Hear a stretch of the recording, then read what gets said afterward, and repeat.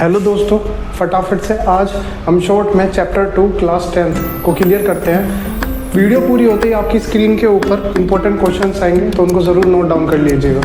तो इसमें बताया गया नेल्सन मंडेला की आत्मकथा के बारे में। अक्सर ज़्यादातर अगर बात करी जाए तो ये नेल्सन मंडेला की आत्मकथा का ही एक अंश है, लॉन्ग वॉक टू फ्रीडम से लिया गया है। इसमें यह बताया गया कि 10 मई 1994 को नेल्सन मंडेला जो थी, उन्होंने अपने देश को एक तरीके से आज़ाद करा, मुक्त करा, और वहाँ पर एक लोकतांत्रिक सरकार का गठन हुआ, और जिसमें नेल्सन मंडेला ने राष्ट्रपति की शपथ ली। अब इसमें मेन चीज़ क्या है, इसमें आपको ये भी याद रखना है, नेल्सन मंडेला का आज़ादी के प्रति कुछ अलग विचार थे, जो कि हमारे विचार अलग हैं, उनके विचार अलग हैं। उनका ये मानना था कि आज़ादी सिर्फ पॉलिटिकल आज़ादी काफ़ी नहीं है, लोगों को समान, जो बिल्कुल इक्वलिटी के साथ सारे अवसर मिलना, इक्वलिटी के साथ सारी जितनी भी पॉलिसीज़ है गवर्नमेंट की, वो उनके ऊपर अप्लाई हो।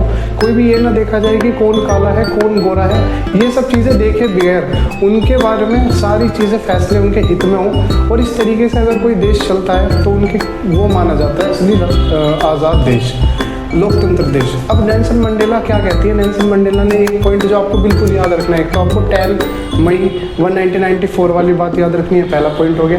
दूसरा पॉइंट आपको क्या याद रखना है, नेल्सन मंडेला बिल्कुल भी सख्त खिलाफ थी एकदम रंग रूप भेद के, कि भेदभाव नहीं होना चाहिए, मतलब सीधी बात है कि उनको भेदभाव पसंद ही नहीं था। तीसरा पॉइंट आपको क्या याद रखना है, नेल्सन मंडेला कहती है कि आज़ादी सिर्फ ये नहीं है कि आप पॉलिटिकली आज़ाद हो गए, डॉक्यूमेंटली कि चलो भारत आज़ाद हो गया। आज़ादी का मीनिंग है कि सबको समान अवसर मिले, किसी के साथ भी भेदभाव ना हो। चौथा पॉइंट क्या है मेनली इसके अंदर, चौथा पॉइंट ये है कि नेल्सन मंडेला का ये मानना था कि जो डरता है, ऐसा नहीं है कि जो डर रहा है वो साहसी नहीं है, असली साहसी तो वही है जो डर तो रहा है लेकिन वो डर के ऊपर जीत हासिल कर ले।